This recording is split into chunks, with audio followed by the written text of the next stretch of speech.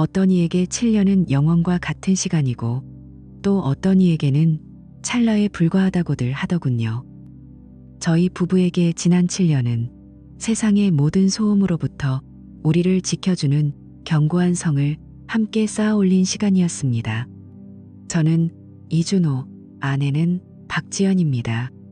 그 성이 아주 작은 균열로부터 서서히 무너져 내리고 있다는 사실을 그때의 저는 미처 알지 못했습니다. 저는 분필가루와 아이들의 웃음소리가 익숙한 지극히 평범한 고등학교 교사입니다.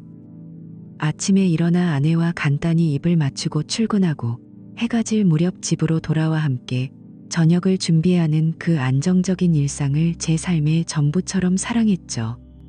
제 세상이 이렇듯 고요하고 잔잔했다면 아내의 세상은 늘 파도가 몰아치는 바다와 같았습니다. 지연이는 수십만 명의 사람들이 그녀의 손짓 하나, 미소 하나에 열광하는 패션 및 라이프스타일 크리에이터였습니다. 아내의 SNS는 제가 감히 상상조차 할 수 없는 화려한 세상의 축소판이었어요. 반짝이는 파티, 최고급 레스토랑, 눈부신 런웨이, 저는 그런 아내의 세계를 존중했고 그녀가 자신의 일을 통해 느끼는 성취감과 행복을 진심으로 응원했습니다.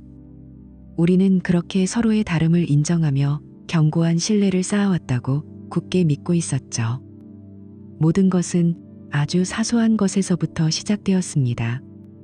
마치 잘 짜인 옷감에서 실한 올이 풀려나오는 것처럼 아주 미세해서 처음에는 알아차리지도 못할 만큼의 변화였습니다. 몇 달 전부터였을 겁니다. 아내에게서 제가 알지 못하는 낯선 향수 냄새가 나기 시작했고 귀가 시간은 점점 자정을 넘기기 일쑤였습니다. 자기야, 미안. 오늘 촬영이 너무 길어져서 스태프들이랑 간단하게 저녁만 먹고 바로 왔어. 지연이는 그렇게 말하며 제 뺨에 입을 맞추곤 했지만 그녀에게선 샴페인과 값비싼 음식의 냄새가 희미하게 났습니다. 피곤하다는 그녀의 얼굴은 완벽한 메이크업으로 빈틈없이 무장하고 있었고 그 미소는 어딘지 모르게 제가 아닌 카메라 렌즈를 향해 있는 듯한 느낌을 주었죠. 주말이면 상황은 더 심각해졌습니다. 예전에는 함께 소파에 누워 영화를 보거나 가까운 공원으로 산책을 나섰던 우리의 주말은 온데간데 없이 사라졌습니다. 이번 주말엔 제주도에서 열리는 비공개 브랜딩 워크숍에 가야 해. 최고 인플루언서들만 초청된 자리라 빠질 수가 없어. 그녀의 스케줄은 언제나 비공개, 독점, VVIP 같은 수식어들로 가득 차 있었고 저는 그저 고개를 끄덕이는 것 외에는 할 수 있는 것이 없었습니다. 어느 순간부터 저는 아내의 삶에서 가장 중요한 관객이 아닌 그저 멀리서 그녀의 무대를 지켜보는 수많은 구경꾼 중 하나가 되어버린 기분이었습니다. 재정적인 압박도 서서히 제 숨통을 조여왔습니다. 아내가 이미지를 위한 투자라고 부르는 것들은 제 월급의 몇 배를 훌쩍 뛰어넘는 명품 가방과 구두, 시계들이었습니다. 처음에는 그녀의 성공을 위한 일이라 애써 이해하려 했습니다. 하지만 우리의 공동 계좌 잔고가 눈에 띄게 줄어드는 것을 몰래 확인할 때마다 심장이 서늘하게 내려앉는 것을 막을 수는 없었어요. 우리가 함께 꾸렸던 미래의 계획들, 더 넓은 집으로 이사가고 언젠가 아이를 갖는 꿈이 그 화려한 사치품들 아래에서 서서히 빛을 잃어가고 있었습니다.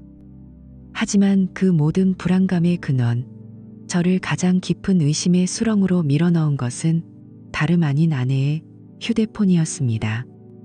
언제부터인가 아내의 휴대폰은 그녀의 몸 일부이자 저와 그녀 사이에 세워진 견고한 벽이 되어버렸습니다.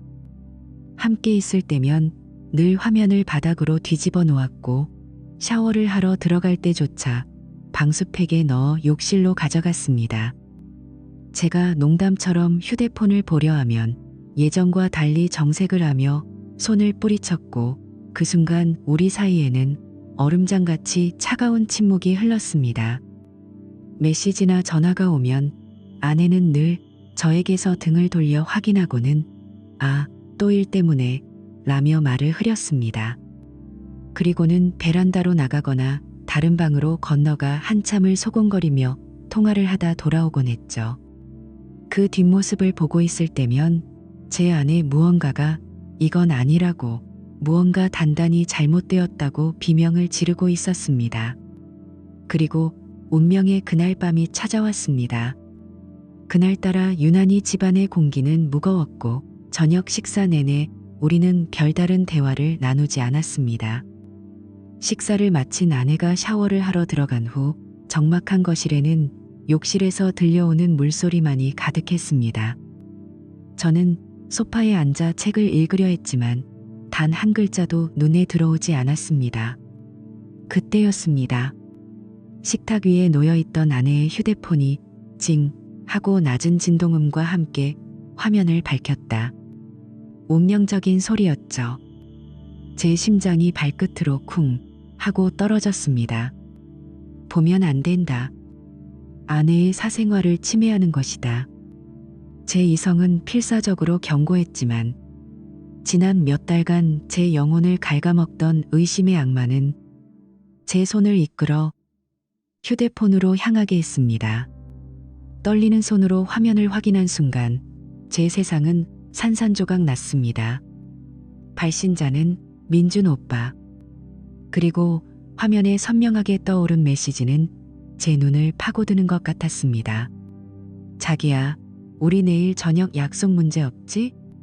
벌써 보고 싶다. 우리 보고 싶다." 그 짧은 단어들이 제 머릿속을 망치처럼 내리쳤습니다. 숨이 턱 막히고 현기증이 일어 식탁 모서리를 꽉 붙잡아야만 했습니다. 잠시 후 목욕 가운을 입은 채 뽀얀김을 내뿜으며 지연이가 욕실에서 나왔습니다.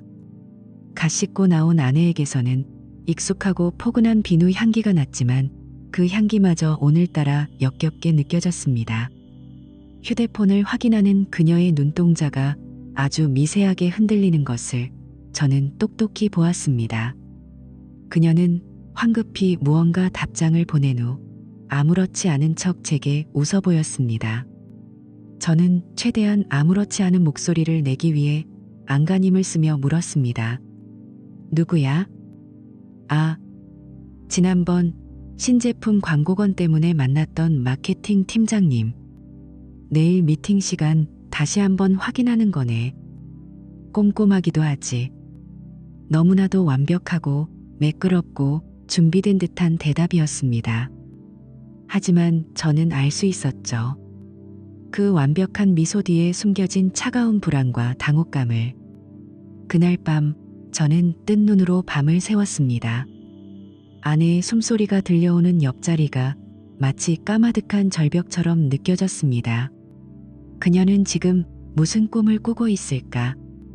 내 옆에서 잠든 그녀는 과연 내가 지난 7년간 사랑했던 그 박지연이 맞는 걸까? 결혼식 날 서로의 손을 맞잡고 영원을 맹세했던 순간이 떠올랐습니다.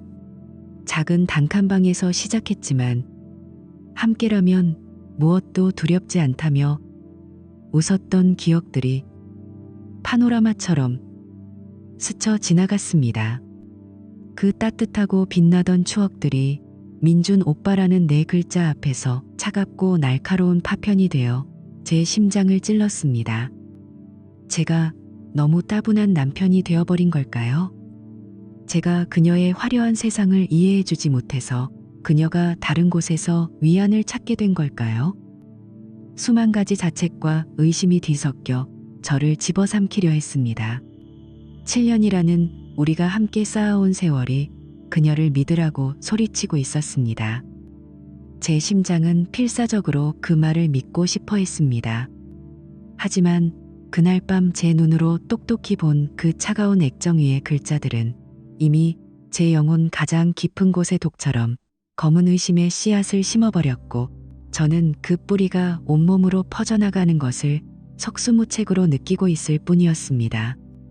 그날 이후 저는 제 자신과 필사적인 싸움을 벌여야 했습니다.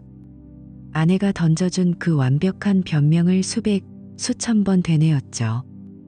마케팅 팀장님, 광고 미팅. 그래, 내가 너무 예민한 걸 거야. 내가 아내의 세상을 이해하지 못해서 괜한 의심을 하는 거라고 스스로를 세뇌했습니다. 7년의 세월이 송두리째 부정당할 수 있다는 공포 앞에서 저는 비겁하게 진실로부터 눈을 돌리려 하고 있었습니다. 하지만 의심의 씨앗은 이미 제 영혼 가장 깊은 곳에 뿌리를 내린 뒤였습니다. 희망을 붙잡으려 발버둥 칠수록 그것이 돋친 덩굴은 제 심장을 더욱 아프게 옥죄어 왔습니다. 그러던 어느 날 오후였습니다. 수업을 막 마친 제게 전화 한 통이 걸려왔습니다. 대학 시절부터 가장 친한 친구이자 지금은 피트니스 센터를 운영하는 강태준이었습니다. 준호야, 나 태준인데 혹시 잠깐 볼 수 있을까? 좀 중요한 할 얘기가 있어서. 수화기 너머로 들려오는 친구의 목소리는 평소와 달리 무겁고 다급했습니다. 제 심장이 철렁 내려앉았죠. 저희는 태준이의 피트니스 센터에서 만났습니다. 땀 냄새와 기합 소리로 가득한 활기찬 공간이었지만 그날따라 그 모든 것이 제게는 너무나도 이질적으로 느껴졌습니다. 평소의 유쾌한 모습은 온데간데 없이 태준이는 아주 심각한 얼굴로 저를 맞이했습니다. 그는 한참을 망설였습니다. 마치 입안에 날카로운 유리를 머금고 있는 사람처럼 어렵게 입을 떼더군요. 준호야, 내가 이 말을 해야 할지 정말 며칠을 고민했어. 그런데 그래도 너는 알아야 할 것 같아서. 태준이는 더 이상 말을 잇지 못하고 자신의 휴대폰을 꺼내 제게 건넸습니다. 화면에는 사진 한 장이 떠 있었습니다. 화려한 조명 아래 수많은 사람들이 모여있는 강남의 한 고급 갤러리 개관식. 그리고 그 중심에 제 아내 지연이가 서 있었습니다. 낯선 남자와 함께. 머리가 텅 비는 것 같았어요. 이게 뭐야, 태준아? 제 목소리가 저도 모르게 떨려 나왔습니다. 지난 주말 VIP들만 초대된 전시회에 갔다가 우연히 봤어. 처음엔 그냥 비즈니스 파트너겠거니 했는데 둘이 대화하고 웃는 모습이 너무 자연스럽고 다정해서 이상했어. 그래서 나도 모르게 이걸 찍었어. 태준이는 미안한 얼굴로 화면을 옆으로 넘겼습니다. 다음 사진이 나타났습니다. 지연이와 그 남자가 고급스러운 카페 창가에 마주 앉아 커피를 마시는 모습. 그 다음 사진은 두 사람이 손을 꼭 잡고 거리를 거니는 모습이었습니다. 마지막 사진에서 그 둘은 나란히 어느 고급 오피스텔 건물로 함께 들어서고 있었습니다. 태준아, 이 남자 누군지 알아? 알아봤어. 엘레강스 럭셔리라는 시계 브랜드의 마케팅 이사 김민준. 45세. 그리고 유부남이야. 유부남. 그 한마디가 제 머릿속을 강타했습니다. 손이 주체할 수 없이 떨려왔습니다. 아무리 비즈니스 관계라 한들 주말에 단둘이 만나 쇼핑을 하고 손을 잡고 거리를 거닐고 오피스텔에 함께 들어가는 것은 그 어떤 변명으로도 용납될 수 없는 일이었습니다. 친구가 보여준 사진 몇 장은 제가 애써 외면하려 했던 모든 의심이 끔찍한 현실이었음을 증명하고 있었습니다. 집으로 돌아오는 내내 제 머릿속은 지옥이었습니다. 당장 지연이에게 이 사진들을 던지며 따져 물을까 생각했지만 아직 증거가 부족하다는 두려움이 발목을 잡았습니다. 하지만 제 영혼 깊은 곳에서는 이미 답을 알고 있었죠. 지난 몇 달간의 변화, 어설픈 거짓말, 휴대폰을 둘러싼 비밀, 그리고 이 사진들, 모든 퍼즐 조각이 배신이라는 끔찍한 그림으로 완벽하게 맞춰지고 있었습니다. 그날 밤 저는 결심했습니다. 제 눈으로 직접 확인하겠다고. 다음 주 토요일 아침이 밝았습니다. 지연이는 평소보다 훨씬 더 공들여 화장을 하고 얼마 전 새로 샀다던 값비싼 원피스를 차려입었습니다. 향수 냄새가 온 집안에 진동했습니다. 언제쯤 들어올 거야? 저는 최대한 담담하게 물었습니다. 글쎄, 잘 모르겠어. 아마 저녁도 밖에서 해결하고 와야 할 것 같아. 이번 파트너 미팅 정말 중요하거든. 그녀는 제게 가벼운 입맞춤을 남기고 현관을 나섰습니다. 그 입술의 감촉이 너무나도 차갑게 느껴졌습니다. 아내가 떠나고 정확히 10분 뒤 저도 집을 나섰다. 심장이 미친 듯이 뛰었다. 아내는 택시를 잡아 강남 방향으로 향했고 나 역시 다른 택시를 잡아 그 뒤를 미친 듯이 쫓았다. 택시는 고급 백화점 앞에 멈춰섰다. 지연이는 익숙하게 명품 주얼리 매장으로 들어갔다. 몇 분 후 김민준이 나타났다. 두 사람은 너무나도 반갑게 인사를 나눴고 함께 매장 안으로 들어갔다. 저는 멀찌감치 기둥 뒤에 숨어 떨리는 손으로 휴대폰을 들어 그 모습을 영상으로 담기 시작했습니다. 약 30분 후 두 사람은 쇼핑백을 하나씩 들고 매장에서 나왔다. 그리고는 근처 카페로 들어갔다. 저는 유리창 너머로 그들을 지켜봤습니다. 마주 앉아 끊임없이 대화를 나누고 행복한 웃음소리가 간간히 터져나왔다. 지연이가 저와 함께 있을 때는 결코 보여주지 않았던 그런 환한 웃음이었습니다. 1시간쯤 지났을까? 그들은 다시 택시를 탔고 저는 그 뒤를 쫓았다. 택시는 여의도의 한 고급 오피스텔 단지 앞에서 멈췄다. 제 심장이 멎는 것 같았습니다. 태준이의 사진 속 바로 그 장소였습니다. 지연이와 김민주는 너무나도 자연스럽게 마치 자신들의 집인 것처럼 건물 안으로 함께 사라졌습니다. 저는 건물 밖에서 그들이 들어간 곳을 올려다보며 서성였습니다. 운 좋게도 길 건너편 다른 빌딩의 비상계단 창문을 통해 그들의 집 내부가 보이는 각도를 찾아낼 수 있었습니다. 빛나지요. 지연이와 김민준의 모습이 어렴풋이 보였습니다. 거실에서 편안하게 대화를 나누고 있었죠. 그리고 제 눈을 의심하게 만드는 충격적인 장면이 펼쳐졌습니다. 지연이가 김민준에게 음료를 건네며 입을 움직였습니다. 비록 소리는 들리지 않았지만 저는 그녀의 입모양을 똑똑히 읽을 수 있었습니다. 자기야, 이거 마셔봐. 그 후 김민준은 너무나도 자연스럽게 지연이의 어깨를 감싸 안았습니다. 지난 7년간 제가 아내에게 늘 해주었던 세상에서 가장 익숙했던 그 스킨십이었습니다. 손이 부들부들 떨렸지만 저는 녹화 버튼을 끄지 않았습니다. 잠시 후 지연이는 부엌에서 무언가 음식을 준비하기 시작했고 김민주는 소파에 편안하게 누워 TV를 보고 있었습니다. 그들은 마치 오래 함께 살아온 부부처럼 보였습니다. 2시간이 지났습니다.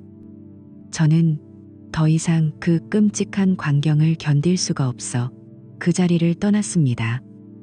집으로 돌아오는 택시 안에서 저는 방금 찍은 영상을 다시 재생했습니다. 화질은 좋지 않고 심하게 흔들렸지만 그 영상은 제 7년의 결혼 생활에 대한 가장 잔인하고도 명백한 부정할 수 없는 배신의 증거였습니다.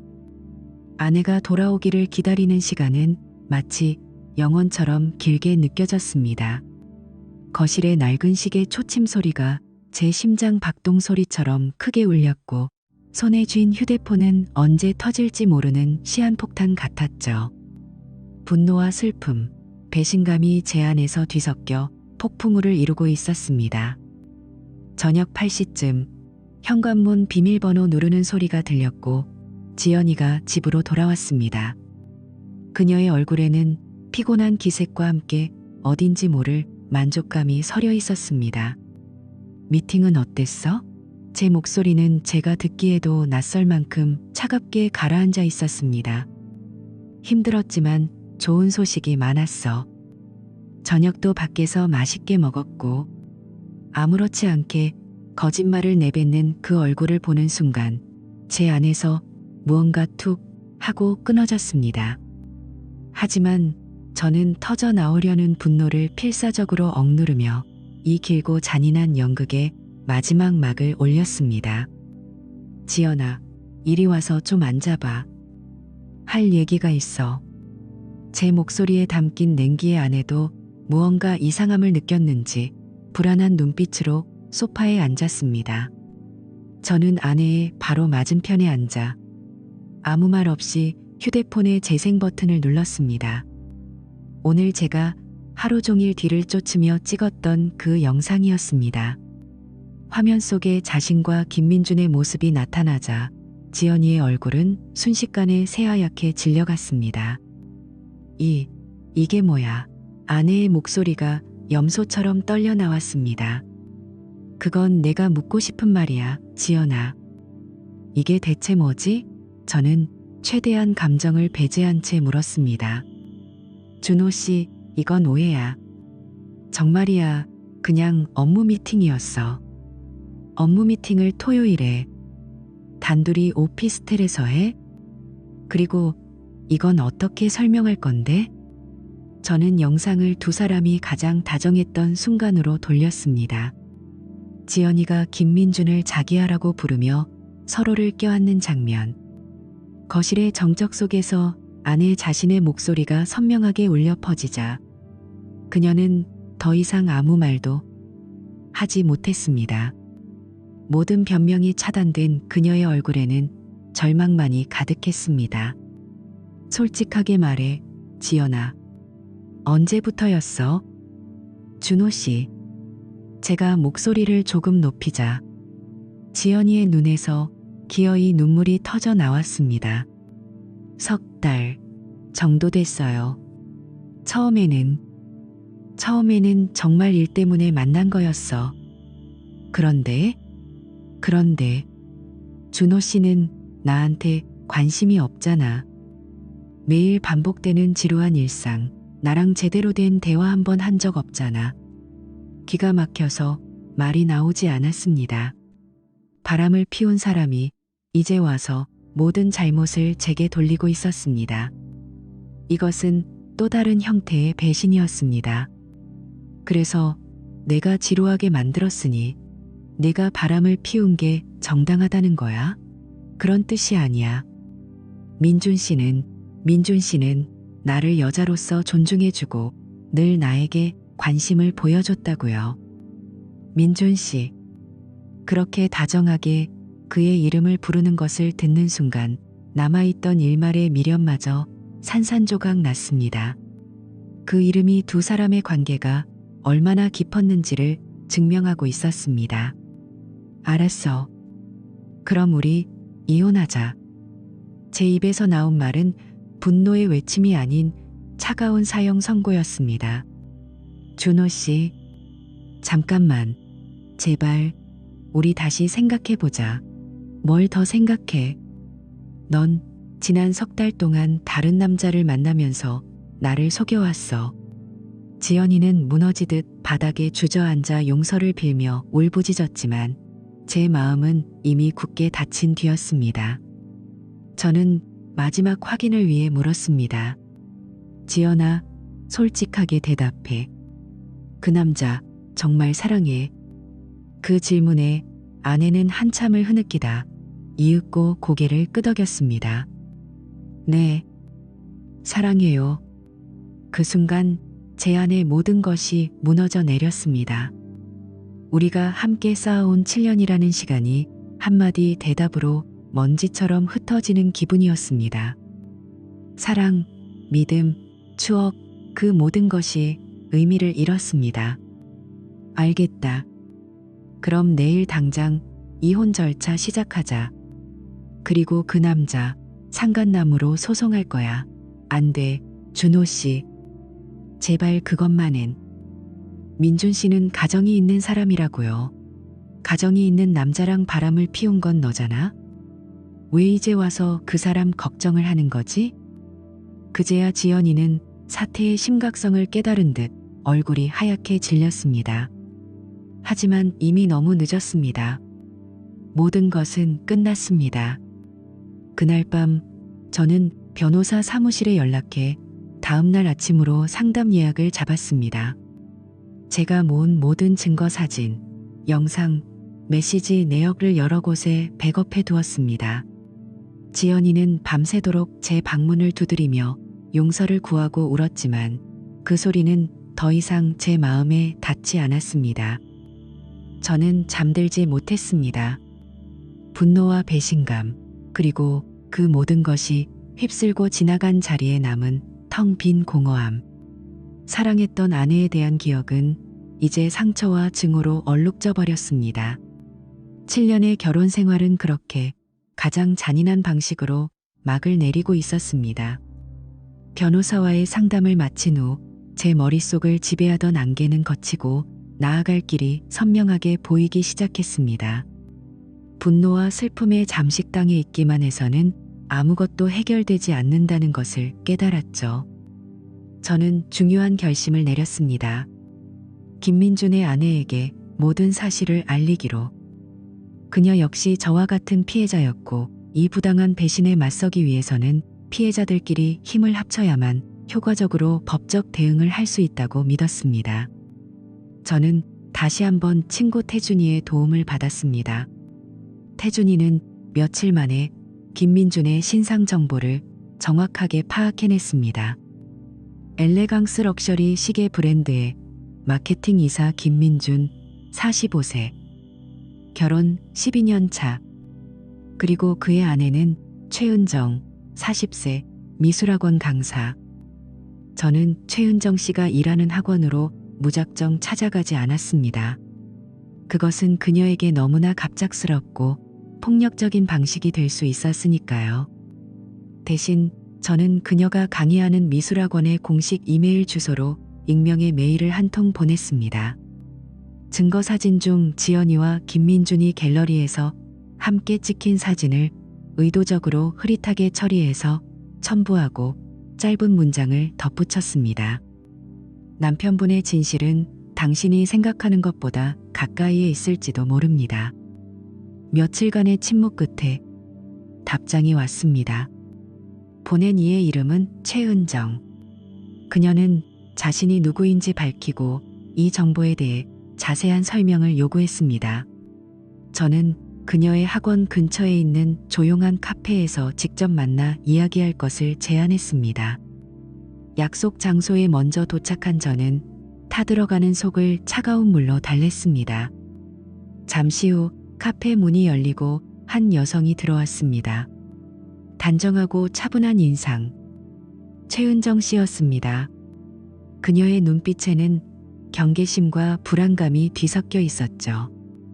우리는 마주 앉았고 무거운 침묵이 흘렀습니다. 이 끔찍한 이야기의 첫 문장을 떼는 것은 너무나도 힘든 일이었습니다. 실은 제 아내와 최은정 씨의 남편 되시는 분이 저는 깊은 숨을 내쉬고 지난 몇 달간 있었던 모든 일을 털어놓기 시작했습니다. 그리고 제가 가진 모든 증거를 보여주었습니다. 태준이가 찍어준 사진들, 그리고 제가 직접 찍은 그날의 영상까지. 처음에 은정 씨는 믿을 수 없다는 표정이었습니다. 아니에요. 우리 민준 씨가 그럴 리가 없어요. 분명 오해가 있었을 거예요. 그녀는 필사적으로 부인했지만 증거들을 하나씩 확인할수록 그녀의 얼굴은 점차 굳어갔습니다. 특히 영상 속에서 지연이가 김민준을 자기야라고 부르며 입을 맞추는 장면을 보았을 때 그녀는 숨을 멈춘 듯 미동도 하지 않았습니다. 마치 온몸이 돌처럼 굳어버린 것 같았죠. 언제부터요? 은정 씨가 떨리는 목소리로 물었습니다. 제 아내는 석 달 전이라고 했지만 아마 그보다 더 오래되었을 수도 있습니다. 은정 씨는 한동안 말이 없다가 갑자기 두 손으로 얼굴을 감싸쥐고 소리 없이 울기 시작했습니다. 최근에 민준 씨가 야근이 잦아지고 주말에도 파트너 미팅이 있다며 밖으로 나가는 일이 많았어요. 이상하다는 생각은 했지만 설마 그녀의 어깨가 가늘게 떨렸습니다. 제 아내도 마찬가지였습니다. 낯선 향수 냄새, 잠시도 손에서 놓지 않던 휴대폰, 돌아보면 의심스러운 정황들이 너무나도 많았죠. 우리는 그제야 깨달았습니다. 우리 둘 다 사랑하는 사람의 거짓말 속에서 기만당하며 살아왔다는 것을. 그날 이후 저와 최은정 씨는 복수를 위한 연대를 결성했습니다. 우리는 같은 변호사를 선임하여 각자의 이혼 소송과 상간 소송을 동시에 진행하기로 했습니다. 은정 씨, 우리가 힘을 합쳐야 저들이 자신들의 행동에 대해 합당한 대가를 치르게 할 수 있습니다. 네, 맞아요. 이렇게 우리를 짓밟고 자기들만 행복해지는 걸 절대로 용납할 수 없어요. 차가운 분노는 우리를 더 강하게 만들었습니다. 변호사는 우리가 가진 증거들을 보더니 승소 가능성이 매우 높다고 확신을 주었습니다. 특히 제가 직접 찍은 오피스텔 영상은 결정적인 증거가 될 것이라고 했죠. 이렇게 명백한 외도 증거는 드뭅니다. 두 분 모두 상간소송에서 상당한 액수의 위자료를 받으실 수 있을 겁니다. 은정 씨는 김민준에게 직접 사실 확인을 해보겠다고 했습니다. 저 역시 지연이에게 마지막 기회를 주고 싶었습니다. 그녀가 과연 진심으로 뉘우치고 그 관계를 끝낼 의지가 있는지 일말의 희망을 걸어보고 싶었는지도 모릅니다. 하지만 이미 그의 사랑을 고백한 아내에게 큰 기대는 하지 않았습니다. 그날 저녁 집에 돌아오니 지연이가 자신의 짐을 싸고 있었습니다. 어디 가려고? 친구 집에 잠시 가 있으려고. 더 이상 준호 씨 힘들게 하고 싶지 않아. 힘들게 할 만큼 했지. 아, 참고로 오늘 그 남자 와이프 만나서 전부 다 얘기하고 왔어. 그 말을 듣는 순간 지연이의 얼굴에서 핏기가 완전히 가셨습니다. 준호 씨, 어떻게 그런 짓을 할 수가 있어요? 왜 못해? 너희 둘이 한 짓을 생각해봐. 지연이는 더 이상 아무 말도 하지 못했습니다. 그녀는 캐리어를 끌고 현관을 나서며 마지막으로 저를 돌아보며 말했습니다. 미안해요. 하지만 그 사과가 배신이 들통난 것에 대한 미안함인지 아니면 저에 대한 진심 어린 사죄인지 저는 더 이상 확신할 수 없었습니다.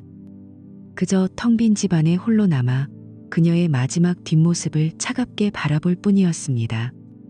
저와 최은정 씨는 슬픔을 딛고 일어나 냉철하고 본격적인 법적 대응을 시작했습니다. 변호사를 통해 저는 박지연을 상대로 이혼 소송을, 김민준을 상대로는 상간남 위자료 청구 소송을 제기했습니다.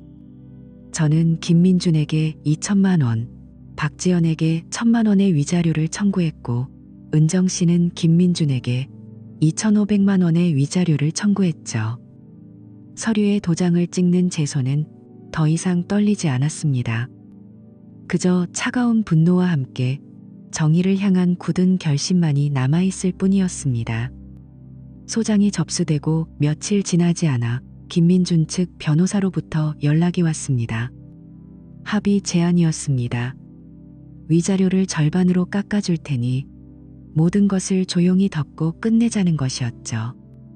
그 제안을 전해 듣는 순간 저와 은정 씨는 어이가 없어 실소를 터뜨렸습니다. 은정 씨, 여기서 물러설 수 없습니다. 끝까지 가야 해요. 그럼요. 사람 마음에 그렇게 큰 상처를 입혀놓고 이제 와서 돈 몇 푼으로 해결하려 하다니 정말 뻔뻔하기 짝이 없네요. 우리는 단 1초의 망설임도 없이 그 제안을 거절했습니다. 이것은 돈의 문제가 아니었습니다. 이것은 짓밟힌 우리의 삶과 신뢰에 대한 최소한의 존중을 요구하는 싸움이었습니다. 재판을 준비하는 과정에서 더욱 기가 막힌 증거들이 속속 드러났습니다. 김민준이 지연이에게 고가의 보석을 선물한 기록, 최고급 레스토랑에서 함께 식사한 카드 결제 내역, 심지어 두 사람이 몰래 해외여행을 다녀온 증거까지 확보되었습니다. 은정 씨가 김민준의 신용카드 명세서를 확인한 결과 지난 석 달간 지연이와의 만남에 사용된 금액은 상상을 초월하는 수준이었습니다. 이 정도면 단순한 외도가 아니라 거의 이중생활에 가까웠습니다. 변호사조차 혀를 내두를 정도였죠. 첫 재판기일 김민준과 박지연은 각자의 변호사와 함께 법정의 모습을 드러냈습니다. 김민준은 끝까지 업무상의 만남이었다고 주장했지만 저희가 제출한 산더미 같은 증거 앞에서 그의 변명은 힘을 잃었습니다. 지연이는 관계 자체는 인정하면서도 진심으로 그 사람을 사랑했을 뿐이라며 위자료를 깎아보려 애쓰는 애처로운 모습을 보였습니다. 하지만 판사의 표정은 싸늘하기 그지없었습니다. 피고들의 행위는 명백한 부정행위이며 이로 인해 원고들이 입었을 정신적 고통이 상당하다고 판단됩니다. 재판이 진행되면서 김민준의 또 다른 비위 사실까지 드러났습니다. 그가 지연이와의 만남에 회사 법인카드를 유용했다는 사실이었습니다. 이 사실은 곧바로 그의 회사에 알려졌고 김민준은 혹독한 징계에 직면하게 되었습니다. 마케팅 이사 자리에서 물러나는 것은 물론 해고될 위기에까지 처했죠. 이 소식을 은정 씨에게 전해 들으며 저는 인과응보라는 말을 실감했습니다. 지연이 역시 예외는 아니었습니다. 그녀의 외도 스캔들은 삽시간에 퍼져나갔고 인플루언서로서 그녀의 입지는 송두리째 흔들렸습니다. 수많은 팔로워들이 등을 돌렸고 혐오와 비난의 댓글이 그녀의 SNS를 뒤덮었습니다. 모든 협찬 계약은 취소되었고 그녀의 화려했던 이미지는 완전히 파괴되었습니다. 결국 지연이는 모든 콘텐츠 제작 활동을 중단할 수밖에 없었고 주 수입원을 완전히 잃게 되었습니다. 두 번째 재판 기일, 마침내 최종 판결이 내려졌습니다. A. 피고 김민준은 원고 이준호에게 위자료 2천만 원을 지급하라. R. 피고 박지연은 원고 이준호에게 위자료 1천만 원을 지급하라. 산. 피고 김민준은 원고 최은정에게 위자료 2,500만 원을 지급하라. 판사는 저희가 청구한 금액 전부를 인정했습니다. 판사는 피고들의 부정행위가 계획적이고 장기간에 걸쳐 이루어졌으며 이로 인해 원고들에게 극심한 정신적 피해를 안겨주었다고 판결 이유를 밝혔습니다. 재판이 끝난 후 법정을 나서는 김민준과 지연이의 얼굴은 참담함 그 자체였습니다. 특히 김민준은 총 4,500만 원의 위자료를 물어야 할 처지가 되었습니다. 지연이 역시 직업을 잃고 빚까지 떠안게 되었으니 그들의 미래는 한치 앞을 내다볼 수 없을 만큼 어두워 보였습니다. 은정 씨, 드디어 모든 게 끝났네요. 네, 준호 씨. 그동안 정말 고생 많으셨어요. 함께 해주셔서 정말 감사합니다. 법원 계단을 내려오며 저와 은정 씨는 서로를 격려했습니다. 비록 길고 고통스러운 과정이었지만 정의가 실현되었다는 사실에 만족했습니다. 마음의 상처가 완전히 아물기까지는 오랜 시간이 걸리겠지만 우리는 이 실현을 통해 더 강해졌음을 느꼈습니다. 이제는 각자의 자리에서 새로운 삶을 시작해야 할 때였습니다. 판결이 확정된 후 저는 상상조차 하지 못했던 일들이 벌어지기 시작했습니다. 어느 날부터인가 지연이에게서 빗발치듯 전화가 걸려오기 시작했습니다. 수화기 너머의 목소리는 공포와 절망으로 가득 차 있었죠. 준호 씨, 민준 씨가 갑자기 제 전화를 안 받아요. 제가 만나자고 해도 계속 피해요. 저는 그 말을 믿을 수가 없었습니다. 지연이가 자신의 진정한 사랑이라고 부르던 그 남자가 판결이 나자마자 이렇게 매몰차게 돌아설 수 있다니. 그럴 줄 알았어. 그게 정말 사랑이었다면 이런 상황에서 책임을 졌어야지. 아니에요. 민준 씨는 저랑 결혼하기로 약속했다고요. 이혼하고 저랑 새로 시작하겠다고 했단 말이에요. 지연이는 절망적으로 외쳤지만 제 마음속에는 동정심 한 톨 남아있지 않았습니다. 그것은 그녀가 스스로 선택한 길의 결과였으니까요. 비슷한 소식은 은정 씨를 통해서도 들려왔습니다. 민준 씨가 집에 와서 무릎 꿇고 빌었어요. 절대로 이혼은 못한다고, 지연 씨랑은 완전히 끝냈다고 하더군요. 정말입니까? 그래서 은정 씨는 어떻게 하실 겁니까? 아직 결정 못했어요. 아이들도 있고, 하지만 쉽게 용서가 되지는 않네요. 김민준의 태세 전환은 제 예상보다도 훨씬 빨랐습니다. 500만 원에 달하는 위자료, 이혼 시 재산 분할의 위험, 그리고 회사에서의 징계. 이 모든 현실적인 문제 앞에서 그는 망설임 없이 자신의 가정과 경력을 지키는 쪽을 택한 것이었습니다. 그는 전화번호를 바꾸고 지연이와의 모든 연락을 끊어버렸습니다. 회사에서도 계약이나 고객 관련 업무와는 거리가 먼 한직으로 발령이 났다고 들었습니다.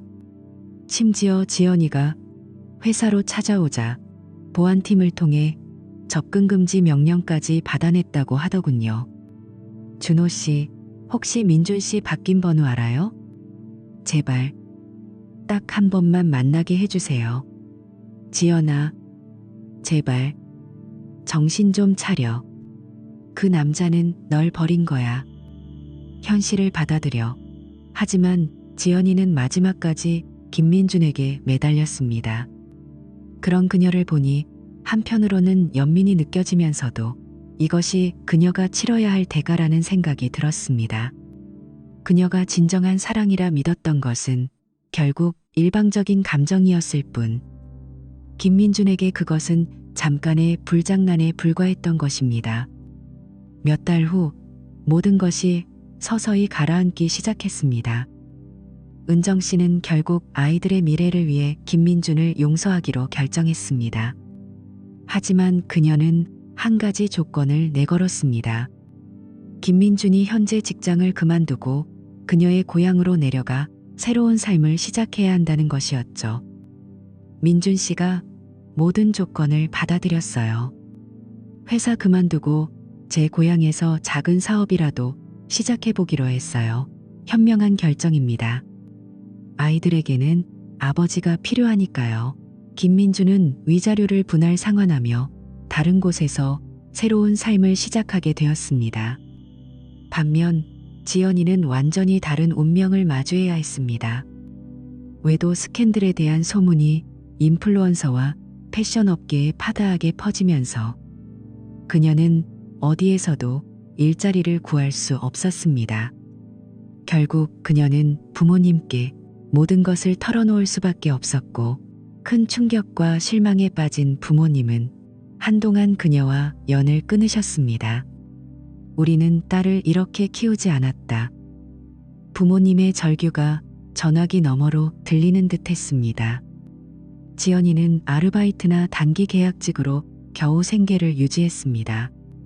1,000만 원의 위자료도 분할 상환해야 했지만 불안정한 수입 때문에 제때 갚지 못하는 날이 부지기수였습니다. 결국 법원에서 강제 집행 절차를 진행해야 할 지경에 이르렀죠. 준호 씨, 위자료 조금만 늦게 내면 안 될까요? 저 정말 너무 힘들어요. 법원에서 정해준 일정대로 갚도록 해. 개인적인 사정은 봐줄 생각 없어. 저는 냉정하게 거절했습니다. 그녀의 어려움은 그녀 자신의 선택이 불러온 결과였으니까요. 그 사이 저는 새로운 시작을 준비하고 있었습니다. 이혼 후 저는 위자료로 받은 돈을 보태 새로운 오피스텔을 얻었고 혼자만의 삶에 점차 적응해 갔습니다. 학교 동료들도 저를 많이 위로하고 격려해 주었습니다. 준호쌤, 다시 시작하는 모습 정말 보기 좋아요. 앞으로 더 좋은 일만 있을 거예요. 동료들의 따뜻한 응원 덕분에 제 마음의 상처도 서서히 아물어갔습니다. 은정 씨와는 가끔씩 연락을 주고받으며 서로의 안부를 물었습니다. 준호 씨 덕분에 제가 정의를 찾을 수 있었어요. 저 혼자서는 절대 못했을 거예요. 저도 마찬가지입니다. 은정 씨가 함께 해주셔서 큰 힘이 됐습니다. 그리고 1년 후, 저는 지연이가 여전히 힘든 상황에서 벗어나지 못하고 있다는 소식을 건너들었습니다. 그녀는 아직도 위자료를 다 갚지 못했고 안정적인 직업도 구하지 못한 채 지내고 있다고 했습니다. 김민준과는 완전히 연락이 끊겼고 새로운 관계를 시작하기도 어려워 보였습니다. 그녀가 진정한 사랑이라 믿었던 그 관계는 결국 아무것도 남기지 않은 채 허무하게 끝나버린 것이었죠. 저는 이제 과거를 뒤로하고 앞을 향해 나아가고 있습니다. 비록 끔찍하게 힘든 시간이었지만 저는 이 일을 통해 귀한 교훈을 얻었습니다. 진실은 언젠가 반드시 드러나며 잘못된 선택은 반드시 그 대가를 치르게 된다는 것을, 지연이와 김민준이 치르는 대가를 보며 저는 마침내 정의가 실현되었음을 느낍니다.